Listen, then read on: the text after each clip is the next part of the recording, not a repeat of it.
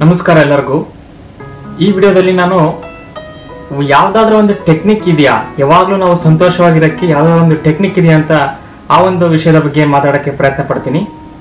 ಇದಕ್ಕಿಂತ ಮುಂಚೆ ನಾನೊಂದು ಪ್ರಶ್ನೆ ಕೇಳ್ತೀನಿ.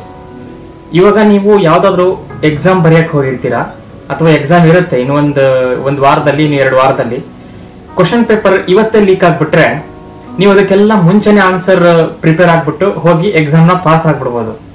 ಇದು ಎಷ್ಟು ಬ್ಯೂಟಿಫುಲ್ ಥಿಂಗ್ ಅನ್ಸುತ್ತೆ ಅಲ್ವಾ? ಮುಂಚೆನೆ ಎಲ್ಲ ಲೀಕ್ ಆಗ್ಬಿಟ್ರೆ ಮುಂದೆ ಏನಿದೆ ಎಕ್ಸಾಮ್ ಅಂತ ಎಷ್ಟು ಕಷ್ಟ ಅದೆಲ್ಲ ಗೊತ್ತಾಗ್ಬಿಟ್ರೆ ಈಸಿಯಾಗಿ ನಾವು ಪಾಸ್ ಆಗ್ಬಿಡ್ಬೋದು. ಅದೇ ತರ ನಮ್ಮ ಲೈಫ್ ಅನ್ನೋ ಏನು ಎಕ್ಸಾಮ್ ಇದೆ, ಲೈಫ್ ಅನ್ನು ಏನು ಘಟನೆಗಳು ಬರುತ್ತೆ ನಮಗೆ. ಇವಾಗ ನೀವು 20 ವರ್ಷದವರು, 30 ವರ್ಷದವರು, 40 ವರ್ಷದವರು ಆಗಿದ್ರೆ ನೆಕ್ಸ್ಟ್ 10 years ಅಲ್ಲಿ ಏನಾಗುತ್ತೆ, ನೆಕ್ಸ್ಟ್ 5 years ಏನಾಗುತ್ತೆ, ಮುಂಚೆನೆ ಲೀಕ್ ಆಗ್ಬಿಟ್ರೆ ಎಲ್ಲವೂ ಫ್ಯೂಚರ್ ಅನ್ನೋದು ಏನ್ ಘಟನೆ ಆಗುತ್ತೆ ಲೀಕ್ ಆಗ್ಬಿಟ್ರೆ ನಮಗೆ ಬದುಕಕ್ಕೆ ತುಂಬಾ ಈಸಿ ಆಗುತ್ತೆ ಅಂತ ನನಗೆ ಅನಿಸ್ತಾ ಇರ್ಬೋದು. ಅಥವಾ ಗೊತ್ತಾಗಿದೆ ಚೆನ್ನಾಗಿರ್ತಿತ್ತು ಮುಂಚೆ ಅಂತೇಳಿ ಅದು ಬಹಳ ಜನರಿಗೆ ಯಾವಾಗಾದ್ರೂ ಒಂದ್ಸಲ ಅವರ ಜೀವನದಲ್ಲಿ ಈ ತರ ಕ್ವಶನ್ಸ್ಗಳು ಬಂದಿರುತ್ತೆ. ಆದ್ರೆ ಇಲ್ಲಿ ಯಾಕೆ ನಮಗೆ ಈ ತರ ಮೆಂಟಾಲಿಟಿ ಇದೆ, ಯಾಕೆ ಹಿಂಗೆ ಅನ್ಸುತ್ತೆ ಅಂತೇಳಿ ನಾವು ಮೂಲವಾಗಿ ಕಾರಣ ಹುಡುಕ್ತಾ ಹೋದ್ರೆ ನಮಗೆ ಕೊನೆಯಲ್ಲಿ ಬೇಕಾಗಿರುವುದು ನೆಮ್ಮದಿ ಅಥವಾ ಹ್ಯಾಪಿನೆಸ್ ಅಂತ ಏನ್ ಕರಿತೀವಿ ಅದು. ನಾವು ಏನೇ ಮಾಡಿದ್ರು ಕೂಡ ಕಾರಣ ಏನೇ ಇರ್ಬೋದು, ಮೂಲವಾಗಿ ಕೆದಕಿ ಹೋದ್ರೆ ನಮಗೆ ಅಲ್ಟಿಮೇಟ್ ಆಗಿ ಏನು ಬೇಕು ಅಂತ ನಾವು ನೋಡಿದ್ರೆ ನಾವು ಹ್ಯಾಪಿ ಆಗಿರ್ಬೇಕು, ನನಗೆ ಏನೋ ಇದೆ ಅನ್ನೋ ಒಂದು ಭಾವನೆ ಬರಬೇಕು. ಅದಕ್ಕೋಸ್ಕರ ನಾವು ಏನಾದ್ರೂ ಕೆಲಸ ಮಾಡ್ತೀವಿ, ಅದಕ್ಕೋಸ್ಕರ ಏನಾದ್ರೂ ಕಷ್ಟಪಡ್ತೀವಿ, ಅದಕ್ಕೋಸ್ಕರ ಏನೇ ಕೆಲಸ ಮಾಡಿದ್ರು ಫೈನಲ್ ಆಗಿ ನಾವು ಹ್ಯಾಪಿನೆಸ್ಸಿಗೋಸ್ಕರ ಮಾತ್ರ ಮಾಡ್ತಾ ಇರೋದು, ಅದನ್ನ ಬಿಟ್ರೆ ಏನೂ ಇಲ್ಲ. ಆದ್ರೆ ಈ ಹ್ಯಾಪಿನೆಸ್ ಯಾವಾಗ್ಲೂ ಬರ್ತಾ ಹೋಗುತ್ತಾ? ಯಾವಾಗ್ಲೂ ನಾವು ಹ್ಯಾಪಿಯಾಗೇ ಇರಕ್ ಸಾಧ್ಯನಾ? ಹೆಂಗೆಂಗೋ ಘಟನೆಗಳು ನಡೆಯುತ್ತೆ, ಏನೇನೋ ನಡೆಯುತ್ತೆ, ಅದರಲ್ಲೆಲ್ಲ ಹ್ಯಾಪಿನೆಸ್ ಸಾಧ್ಯನಾ?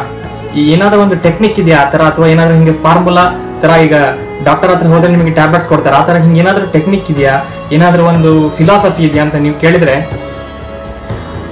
ಸ್ಟೋಯಿಸಿಸಮ್ ಅಂತ ಒಂದು ಫಿಲಾಸಫಿ ಇದೆ. ರೋಮನ್ ಎಂಪೈರ್ ಅಂತಂದ್ರೆ ಈ 2000 ವರ್ಷಗಳ ಹಿಂದೆ 165ನೇ ಇಸ್ವಿಯಿಂದ 180ನೇ ಇಸ್ವಿ ತನಕ ರೋಮನ್ ಎಂಪೈರ್ ಅನ್ನೋದು ಬಹಳ ಪವರ್ಫುಲ್ ಎಂಪೈರ್ ಆಗಿತ್ತು. ಅದು ರೋಮನ್ ಸಾಮ್ರಾಜ್ಯ ಅವಾಗ ಯಾವ ತರ ಪವರ್ಫುಲ್ ಆಗಿತ್ತು ಅಂತಂದ್ರೆ, ಜಗತ್ತಿನಲ್ಲಿ ಯಾವುದೇ ಒಂದು 4 ಜನರನ್ನು ತಗೊಂಡ್ರೆ ರ್ಯಾಂಡಮ್ ಆಗಿ ಅದರಲ್ಲಿ ಒಬ್ಬನು ರೋಮನ್ ಅವರ ಲಾ ಅಲ್ಲಿ ಒಳಪಟ್ಟಿರ್ತಿದ್ದ. ಅಷ್ಟು ಒಂದು ಸ್ಟ್ರಾಂಗ್ ಇತ್ತು ರೋಮನ್ ಎಂಪೈರ್. ಅಲ್ಲಿ ಸೆನೆಕಾ ಅಂತ ಒಬ್ಬ ಫಿಲಾಸಫರ್ ಇದ್ದ, ತತ್ವಶಾಸ್ತ್ರಜ್ಞ. ಆ ಸೆನೆಕಾ ಸ್ಟೋಯಿಸಿಸಮ್ ನ ಫಾಲೋ ಮಾಡಿದನು. ಏನಿದು ಸ್ಟೋಯಿಸಿಸಮ್ ಅಂತ ಅಂದ್ರೆ, ಸೆನೆಕಾ ಅವಾಗಿನ ಎಂಪೈರ್ಗಳು ಯಾರಿದ್ರು, ಅವಾಗಿನ ರಾಜರು ಯಾರಿದ್ರು, ಅವಾಗಿನ ಶ್ರೀಮಂತರು ಹಿಂಗೆ ಮೆರಿತಾ ಇದ್ರು. ಅವಾಗೂ ಬಡತನ ಇತ್ತು, ಅವಾಗೂ ಶ್ರೀಮಂತಿಕೆ ಇತ್ತು, ಅವಾಗ ಎಲ್ಲ ತರದ ಜನರು ಇದ್ರು. ಇದನ್ನೆಲ್ಲ ಅವನು ಸರಿಯಾಗಿ ನೋಡ್ತಾ ಸೆನೆಕಾ ಜನ ಯಾವಾಗ್ಲೂ ಹ್ಯಾಪಿ ಆಗಿರಕ್ಕೆ ನೋಡ್ತಾ ಇದಾರಲ್ಲ, ಆದ್ರೂ ಯಾಕೆ ಅವರು ಕೊರಗ್ತಾ ಇದ್ದಾರೆ?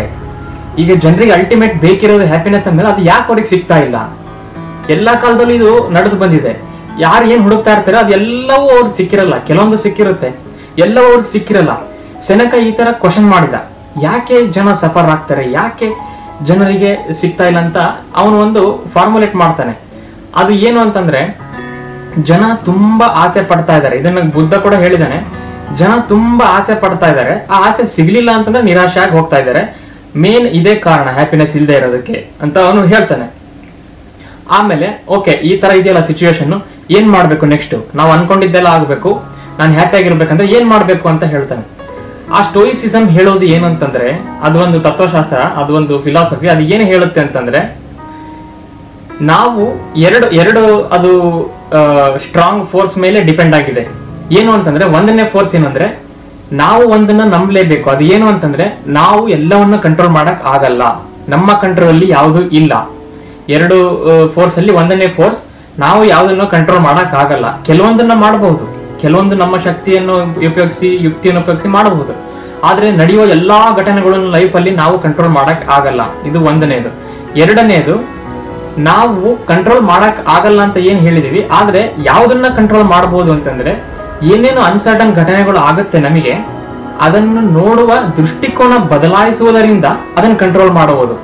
ಅಂದ್ರೆ ನೀವು ಡೈರೆಕ್ಟ್ಲಿ ಕಂಟ್ರೋಲ್ ಮಾಡ್ತಾ ಇಲ್ಲ ಲೈಫ್ನ, ಆದ್ರೆ ಏನೇನ್ ಆಗ್ತಾ ಇದೆಯೋ, ಏನೇನು ನಿಮಗೆ ಲೈಫ್ ಅಲ್ಲಿ ಬರ್ತಾ ಇದೆಯೋ ಅದನ್ನ ನೋಡುವಂತ ದೃಷ್ಟಿಕೋನ ಚೇಂಜ್ ಮಾಡೋದ್ರಿಂದ, ಅಂದ್ರೆ ಮೆಂಟಾಲಿಟಿ ಚೇಂಜ್ ಮಾಡೋದ್ರಿಂದ ಇದು ಸಾಧ್ಯ ಅಂತ ಹೇಳ್ತಾನೆ.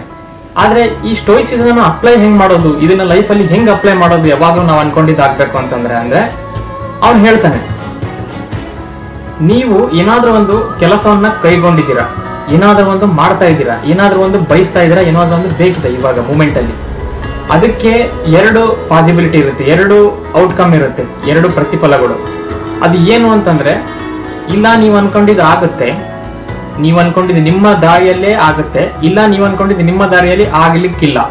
ಈ ಎರಡು ಪಾಸಿಬಿಲಿಟಿ ಇದೆ. ಅವನು ಏನು ಅಂತಾನೆ ಸೆನೆಕ, ಮೊದಲೇ ನೀವು ಏನು ಬಹಳ ವರ್ಸ್ಟ್ ಆಗುತ್ತೆ ಅಂದ್ರೆ, ನೀವೀಗ ಕೆಲಸ ಮಾಡ್ತಾ ಇದ್ದೀರಾ ಅಂತಂದ್ರೆ ಯಾವ ಯಾವ ರೀತಿಯಲ್ಲಿ ಅದು ಕೆಟ್ಟದಾಗಿ ಹೋಗ್ಬೋದು, ಯಾವ ಯಾವ ರೀತಿಯಲ್ಲಿ ಅದು ಹಾಳಾಗಬಹುದು, ಅದನ್ನ ಮೊದಲು ತಲೆಯಲ್ಲಿ ನೆನೆಸ್ಕೊಂಡ್ಬಿಡಿ. ಆಮೇಲೆ ಏನ್ ಮಾಡ್ಬೇಕು, ಇವಾಗ ನೀವು ಫಾರ್ ಎಕ್ಸಾಂಪಲ್ ನಾನು ಹಡಗಿನಲ್ಲಿ ಒಂದು ದೇಶದಿಂದ ಇನ್ನೊಂದು ದೇಶಕ್ಕೆ ಹೋಗ್ತಾ ಇದ್ದೀನಿ, ಫುಲ್ ಟ್ರಕ್ ಎಲ್ಲ ಅದು ಹಡಗಿನಲ್ಲಿ ಎಲ್ಲ ಲೋಡ್ ಫುಲ್ ಜಾಸ್ತಿ ಆಗಿದೆ. ನಾನು ಹಡಗಿನಲ್ಲಿ ಒಂದು ದೇಶದಿಂದ ಇನ್ನೊಂದು ದೇಶಕ್ಕೆ ಹೋಗ್ಬೇಕನ್ನೋದು ನನ್ನ ಆಸೆ, ಅದು ನನ್ನ ಉದ್ದೇಶ, ಅದು ನನಗೆ ಬಯಕೆ. ಇವಾಗ ನಾನು ಅದನ್ನು ಹೋಗ್ತೀನಿ ಅಂತಂದ್ರೆ ಹೇಗೆ ಕೆಟ್ಟದಾಗ ಆಗ್ಬೋದು ಆ ಕೆಲಸ? ಹೇಗೆ ಆಗ್ಬೋದು ಅಂತಂದ್ರೆ, ನಾನು ಸಮುದ್ರದ ಮಧ್ಯಕ್ಕೆ ಹೋಗ್ತಾ ಇರ್ತೀನಿ, ದೊಡ್ಡ ಬಿರುಗಾಳಿ ಬರುತ್ತೆ, ಚಂಡಮಾರುತ ಬಂದ್ಬಿಡುತ್ತೆ, ಎಲ್ಲ ಅಲೆಗಳು ಬಂದು ನನ್ನ ಹಡಗು ಮುಳುಗೋಗ್ಬಿಡುತ್ತೆ. ಇದನ್ನ ಫಸ್ಟ್ ಯೋಚನೆ ಮಾಡಿ ಅಂತ ಹೇಳ್ತಾನೆ ಅವನು.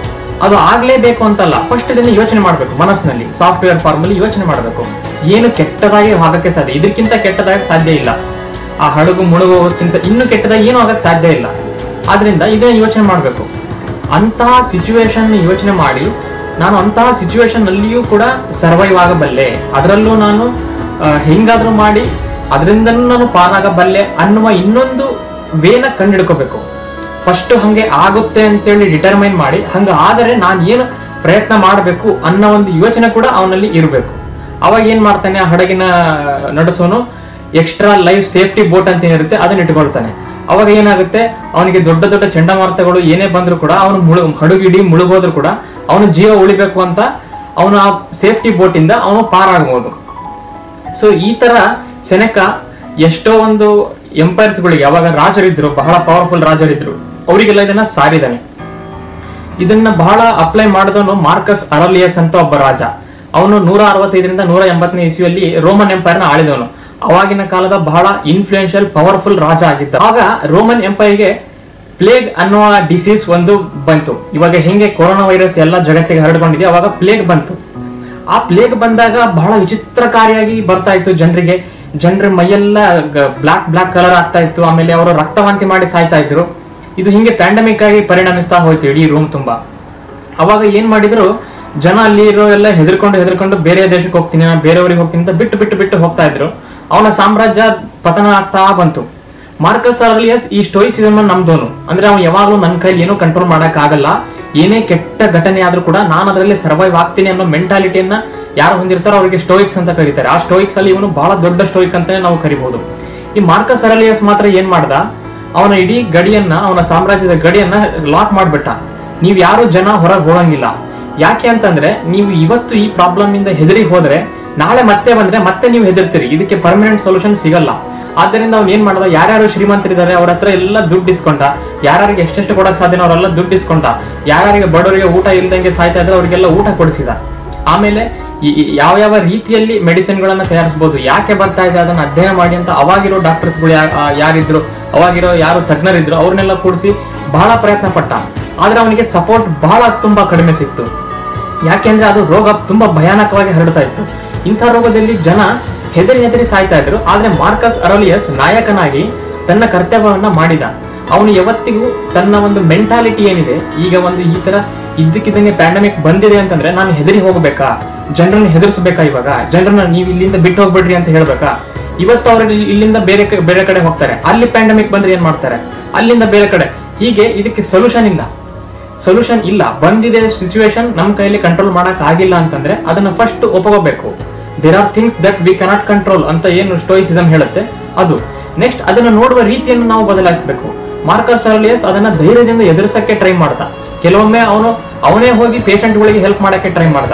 ಕೊನೆಗೆ ಹೀಗೆ ಮಾಡ್ತಾ ಅವನಿಗೆ ಅದು ರೋಗ ಬಂದ್ಬಿಡ್ತು, ಆ ಪ್ಲೇಗ್ ರೋಗ ಬಂತು. ಅದರಿಂದ ಅವನು ಸಾಯೋ ಸ್ಥಿತಿಯಲ್ಲೂ ಕೂಡ ಅವನು ಬಂದ. ಅಂತಹ ಸಾಯುವ ಸ್ಥಿತಿಯಲ್ಲೂ ಕೂಡ ಅವನು ಮಗನಿಗೆ ಹೇಳಿದ, ನೀನು ನೆಕ್ಸ್ಟ್ ಎಂಪೈರ್ ಆಗ್ತೀಯಲ್ಲ, ರೋಮನ್ ಎಂಪೈರ್, ನನ್ನ ಈ ಒಂದು ಲೆಗಸಿನ ನೀನು ಕಂಟಿನ್ಯೂ ಮಾಡು. ಈ ತರ ಬಂದಿದೆ ಅಂತ ಹೆದರಿ ಹೋಗೋರೆಲ್ಲ ಹೇಡಿಗಳಾಗಿ ಉಳಿತಾರೆ, ನೀವು ಇತಿಹಾಸದಲ್ಲಿ ನಿಮ್ ಹೆಸರೇ ಉಳಿಯಲ್ಲ. ಯಾವತ್ತಿದ್ರೂ ಕೂಡ ತೊಂದರೆಗಳು ತಪ್ಪಿದ್ದಲ್ಲ, ಯಾವತ್ತು ಕೆಲವೊಂದು ಥಿಂಗ್ಸ್ ಗಳನ್ನು ನಾವು ಕಂಟ್ರೋಲ್ ಮಾಡಕ್ ಆಗಲ್ಲ. ಆದ್ದರಿಂದ ನಾವು ಅದನ್ನು ನೋಡುವ ಮೆಂಟಾಲಿಟಿಯನ್ನು ಚೇಂಜ್ ಮಾಡಬೇಕು. ನೀನು ಅದೇ ತರ ಬೆಳಿ ಅಂತ ಅವನು ಮುಂದಿನವರಿಗೆ ಹಾಗೆ ಅವನು ಸಲಹೆ ಮಾಡಿಕೊಟ್ಟ. ನೀವು ಇದನ್ನೆಲ್ಲ ಕೇಳಿಸ್ಕೊಂಡ್ಮೇಲೆ ಒಂದು ಕ್ವಶನ್ ಬರುತ್ತೆ. ಇದೇ ಚಾನಲ್ ಅಲ್ಲಿ ನಾನು ಲಾ ಆಫ್ ಅಟ್ರಾಕ್ಷನ್ ಬಗ್ಗೆ ಹೇಳಿದ್ದೆ. ಯಾವಾಗ್ಲೂ ಒಳ್ಳೆದನ್ನೇ ಯೋಚನೆ ಮಾಡಬೇಕು, ಬೇಕಾಗಿರೋದನ್ನೇ ಯೋಚನೆ ಮಾಡಬೇಕು, ಇಮ್ಯಾಜಿನ್ ಮಾಡಬೇಕು, ಸಬ್ ಕಾನ್ಶಿಯಸ್ ಅಲ್ಲಿ ಹೋದ್ರೆ ಅದು ಎದುರಿಗೆ ಬರುತ್ತೆ ಅಂತ. ಆದ್ರೆ ಇದು ಏನ್ ಹೇಳುತ್ತೆ ಸ್ಟೋಯಿಸಿಸಮ್, ಫಸ್ಟ್ ಕೆಟ್ಟದನ್ನ ನೆನೆಸ್ಕೊಂಡು ಆ ಕೆಟ್ಟದ್ದು ಆದ್ರೆ ಹೆಂಗಿರುತ್ತೆ ಅಂತ ಇಮ್ಯಾಜಿನ್ ಮಾಡಿ ಅದರಲ್ಲೂ ನಾನು ಸರ್ವೈವ್ ಆದ್ರೆ ಹೆಂಗೆ ಅಂತ ಹೇಳಿದ್ರೆ ಹ್ಯಾಪಿನೆಸ್ ಇರುತ್ತೆ. ಸೊ ದಟ್ ಲೈಕ್ ನಮಗೆ ಒಳ್ಳೇದಾದ್ರೂ ಕೆಟ್ಟದಾದ್ರೂ ಎರಡಕ್ಕೂ ರೆಡಿ ಆಗಿರ್ತೀವಿ. ಮತ್ತೆ ಇದು ನೆಗೆಟಿವಿಟಿ ತರ ಆಯ್ತಲ್ಲ ಇದು ಅಂತ ನಿಮಗೆ ಬಹಳ ಕ್ವಶನ್ ಬಂದಿರಬಹುದು. ಇಲ್ಲಿ ನೆಗೆಟಿವಿಟಿ ಅನ್ನೋದು ಏನೂ ಇಲ್ಲ. ಈ ಒಂದು ಸ್ಟೋಯಿಸಿಸಮ್ ಅಲ್ಲಿ ನೆಗೆಟಿವಿಟಿ ಅನ್ನೋದು ಏನೂ ಇಲ್ಲ.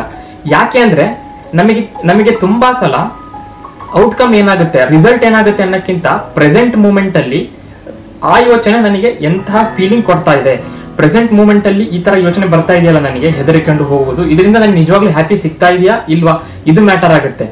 ಯಾಕೆ ಅಂದ್ರೆ ನೀವು ಬಸ್ಸಲ್ಲಿ ಹೋಗ್ತಾ ಇದ್ದೀರಾ, ಬಸ್ಸಲ್ಲಿ ಯಾವ್ದೋ ಒಂದು ಊರಿಂದ ಇನ್ನೊಂದು ಊರಿಗೆ ಹೋಗ್ತೀರಾ. ಬಸ್ಗೆ ಹತ್ರ ಎಂಟ್ರಿ ಆದ್ಮೇಲೆ ಬಸ್ ಒಳಗಡೆ ಒಂದು ಎಮರ್ಜೆನ್ಸಿ ಎಕ್ಸಿಟ್ ಅಂತ ಒಂದು ಬೋರ್ಡ್ ಇರುತ್ತೆ, ಅಥವಾ ಅಲ್ಲಿ ಒಂದು ಜಾಗ ಇರುತ್ತೆ, ಸಣ್ಣ ಡೋರ್ ಇರುತ್ತೆ. ಅದು ಯಾಕೆ ಹಾಕಿರ್ತಾರೆ? ಬಸ್ ಯಾವಾಗ್ಲೂ ಬೆಂಕಿ ಹತ್ತಿ ಅಥವಾ ಏನಾದ್ರು ಎಮರ್ಜೆನ್ಸಿ ಆಗುತ್ತೆ ಅಂತನಾ? ಅಲ್ಲ, ಹಂಗೆ ಆಗುವ ಚಾನ್ಸ್ ಇದೆ. ಹಾಗೆ ಆದ್ರೆ ಎಷ್ಟು ಜನ ಅದರಿಂದ ತಪ್ಪಿಸ್ಕೊಂಡು ಹೋಗಕ್ಕಾಗುತ್ತೋ ಅಷ್ಟು ಆಗ್ಲಿ. ಹಾಗೆ ಎಮರ್ಜೆನ್ಸಿ ಎಕ್ಸಿಟ್ ಇದೆ ಅಂತ ನೀವು ಆ ಬಸ್ ಹತ್ತದೇ ಬಿಟ್ಬಿಡ್ತೀರಾ? ಇಲ್ವಲ್ಲ. ಅದೇ ಪ್ರಿನ್ಸಿಪಲ್ ಇದೇ ಫಾಲೋ ಮಾಡುತ್ತೆ. ಯಾವಾಗ್ಲೂ ಕೆಟ್ಟದಾಗಬೇಕು ಅಂತ ಏನೂ ಇಲ್ಲ. ಆದರೆ ಆಗಬಹುದಾದ ಅತ್ಯಂತ ಕೆಟ್ಟದು ಯಾವುದು, ಅದರಲ್ಲೂ ನಾನು ಸರ್ವೈವ್ ಆಗ್ತೀನಿ ಅನ್ನೋ ಮೆಂಟಾಲಿಟಿನ ಬೆಳೆಸ್ಕೊಂಡ್ರೆ ನಿಮಗೆ ಇನ್ನೇನು ಯೋಚನೆ ಮಾಡೋದು ಇರೋದಿಲ್ಲ. ಆದ್ದರಿಂದ ಇಂತಹ ಫಿಲಾಸಫಿನ ಫಾಲೋ ಮಾಡೋದಲ್ಲಿ ಸಂತೋಷ ಗ್ಯಾರಂಟಿ ಅಂತ ಆ ಸೆನೆಕ ಹೇಳ್ತಾನೆ. ಆ ಸೆನೆಕ ಒಂದು ಬುಕ್ ಬರೆದಿದ್ದಾನೆ, mortal letters from a stoic ಅಂತ, ಮಾರ್ಟಲ್ ಲೆಟರ್ಸ್ ಫ್ರಮ್ ಸೆನೆಕ ಅಂತ. ಇದನ್ನ ತುಂಬಾ ಅಧ್ಯಯನ ಮಾಡಿದ್ದಾರೆ. ಮತ್ತು ಇದು ಮಾರ್ಕಸ್ ಅರೋಲಿಯಸ್ಗೆ ಆ ಒಂದು ಪ್ಯಾಂಡಮಿಕ್ ಬಂದಾಗ ರೋಮಲ್ಲಿ ಜನರಿಗೆ ಒಂದು ಧೈರ್ಯ ಕೊಟ್ಟು ಜನರನ್ನ ನೀವು ಇದರಿಂದ ತಪ್ಪಿಸಿಕೊಂಡು ಹೋಗೋದ್ರಿಂದ ಪ್ರಾಬ್ಲಮ್ ಸಾಲ್ವ್ ಆಗಲ್ಲ, ಇದನ್ನ ಫೇಸ್ ಮಾಡಬೇಕು, ಯಾಕಂದ್ರೆ ನಾವು ಇದನ್ನ ಒಪ್ಕೋಬೇಕು, ಲೈಫ್ ಇರೋದೇ ಹಿಂಗೆ ಅಂತ ಅವನು ಟೀಚ್ ಮಾಡಿ ಅವನು ಏನು ಆದರ್ಶ ವ್ಯಕ್ತಿ ಆದ. ಇವಾಗಿನ ಸಮಾಜದಲ್ಲಿಯೂ ನಮಗೆ ಅದೇ ತರಹದ ಮೆಂಟಾಲಿಟಿ ಬೇಕಿದೆ. ನಾವು ಕಂಟ್ರೋಲ್ ಮಾಡಬೇಕು ಅಂತ ಹೋಗ್ತೀವಿ, ಆದ್ರೆ ಎಲ್ಲಾ ಟೈಮಲ್ಲೂ ಕಂಟ್ರೋಲ್ ಆಗೋದಿಲ್ಲ. ಪ್ಯಾಂಡಮಿಕ್ ಇವಾಗ ಜಾಸ್ತಿ ಆಗ್ತಾ ಇದೆ, ಕೊರೋನಾ ವೈರಸ್. ಕೆಲವೊಬ್ಬರಿಗೆ ರೋಗ ಬಂದಿದೆ, ಅವ್ರಿಗೆ ಹೋಗಿ ಅಯ್ಯೋ ನಿಂಗೆ ರೋಗ ಬಂದಿದೆ, ಇವಾಗ ನೆಕ್ಸ್ಟ್ ಪಕ್ಕದವ್ರಿಗೆ ಬರುತ್ತೆ, ಅವ್ರಿಗೆ ಬರುತ್ತೆ, ಇಡೀ ಊರಿಗೆ ಬರುತ್ತೆ, ಏನ್ ಮಾಡೋದು, ಹೀಗೆಲ್ಲ ಇಲ್ಲಿದ್ದೆಲ್ಲ ಯೋಚನೆ ಮಾಡಿದಿರಲ್ಲ. ಓಕೆ, ಈ ಅತ್ಯಂತ ಕೆಟ್ಟದ್ದು ಇದು ಆಗುತ್ತೆ, ಹೌದಾ?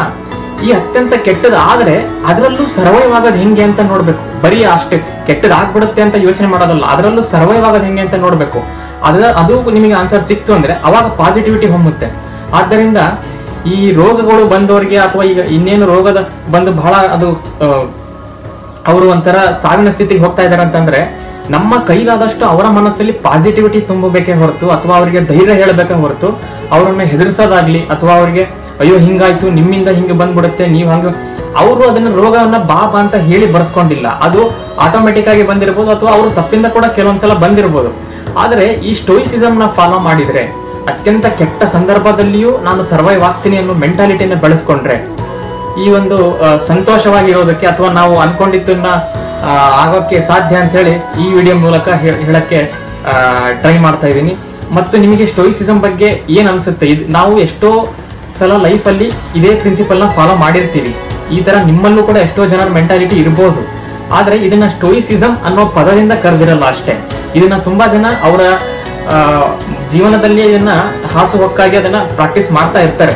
ಇವಾಗ್ಲೂ ನಾವು ನೋಡ್ಬೋದು ಸಮಾಜದಲ್ಲಿ ಅವ್ರು ಯಾವಾಗ್ಲೂ ಆತರ ಮಾತಾಡ್ತಾ ಇರ್ತಾರೆ ಅಂದ ತಕ್ಷಣ ಅವ್ರು ನೆಗೆಟಿವ್ ಪೀಪಲ್ ಅಲ್ಲ. ಅವ್ರು ಆತರ ಮಾತಾಡಿದ್ರು ಕೂಡ, ಆತರ ಕೆಟ್ಟದಾದ್ರೂ ಕೂಡ ನಾನು ಅದರಲ್ಲೂ ಸರ್ವೈವ್ ಆಗ್ತೀನಿ ಅನ್ನೋ ಒಂದು ಮೆಂಟಾಲಿಟಿನ ಬೆಳೆಸ್ಕೊಂಡಿರ್ತಾರೆ. ಅವರಿಗೆ ನಾವು ಸ್ಟೋಯಿಕ್ಸ್ ಅಂತ ಕರಿತೀವಿ. ಆದ್ದರಿಂದ ಇದು ಏನೇ ಆಗಿರ್ಲಿ, ಲಾ ಆಫ್ ಅಟ್ರಾಕ್ಷನ್ ಒಳ್ಳೇದು ಯೋಚನೆ ಮಾಡಂತ ಹೇಳುತ್ತೆ, ಸ್ಟೋಯಿಸಿಸಮ್ ಕೆಟ್ಟದ್ದು ಯೋಚನೆ ಮಾಡಿ ಅದರಲ್ಲಿ ಸರ್ವೈವ್ ಆಗ್ತೀನಿ ಅಂತ ಹೇಳೋದಾಗುತ್ತೆ. ಏನೇ ಮಾಡಿದ್ರು ಕೂಡ ಕೊನೆಗೆ ಎಲ್ಲ ಫಿಲಾಸಫಿಗಳು ಎಲ್ಲ ಟೆಕ್ನಿಕ್ಗಳು ಹೇಳೋದು ಒಂದೇ. ನೀನು ಇವತ್ತು ರಾತ್ರಿ ಮಲಗುವಾಗ ಯೋಚನೆ ಏನು ಬರುತ್ತೆ, ನಾನು ಇವತ್ತು ಹ್ಯಾಪಿ ಇದೀನೋ ಇಲ್ವೋ. ಆದ್ದರಿಂದ ನಿಮಗೆ ಯಾವುದು ಹ್ಯಾಪಿಯನ್ನು ತಂದು ಕೊಡುತ್ತೆ, ಪಾಸಿಟಿವ್ ಯೋಚನೆ ಹ್ಯಾಪಿಯನ್ನು ತಂದು ಕೊಡುತ್ತೆ ಅಂತಂದ್ರೆ ಅದನ್ನು ಫಾಲೋ ಮಾಡಿ. ಈ ಸ್ಟೋಯಿಸಿಸಮ್ ಹ್ಯಾಪಿ ತಂದು ಕೊಡುತ್ತೆ ಅಂದ್ರೆ ಇದನ್ನು ಫಾಲೋ ಮಾಡಿ. ಮತ್ತೆ ನಿಮ್ಮ ಕೈಲಿ ಆದಷ್ಟು ಬೇರೆಯವರ ಜನರಿಗೆ ಯಾರು ವೀಕ್ ಆಗಿರ್ತಾರೋ ಮೆಂಟಲಿ ಅವರಿಗೆ ಇದನ್ನು ಹೇಳಿಕೊಡಕ್ಕೆ ಟ್ರೈ ಮಾಡಿ.